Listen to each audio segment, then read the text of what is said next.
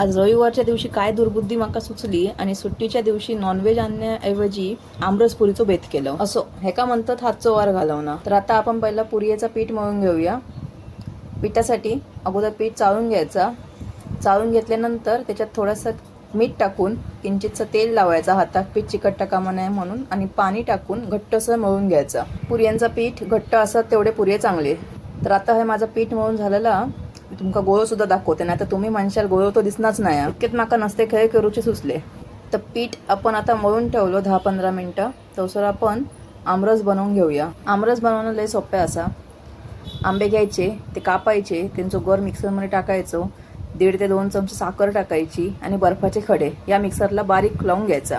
तुम्ही जर दुसऱ्या खयच्या जातीचा आंबो घेतला असाल तर आमरस गाळून घ्या. मी हापूस आंब्याचा आमरस करते त्यामुळे आम्ही गाळून नाही घेतलं. आमच्या एका सबस्क्रायबरची कमेंट होती की मालवणी मसाल्याची रेसिपी दाखवा म्हणून. तर आज सकाळीच मी मालवणी मसाल्याचं सगळं साहित्य घेऊन येले बाजारातून. तर लवकरच त्याचा लॉंग व्हिडिओ आम्ही पोस्ट करतलो, त्यामुळे तुम्ही चॅनलला आतापासून सबस्क्राईब करून ठेवा. तर हे आपलं आता आमरस तयार झालं. तुम्ही बघू शकता डिंकासारखं जाड आहे.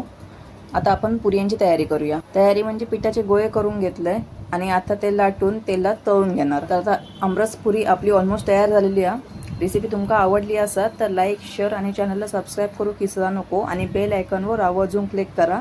आणि इंस्टाग्रामला माका कोकण कन्या 299 या चॅनलला सुद्धा नक्कीच फॉलो करा.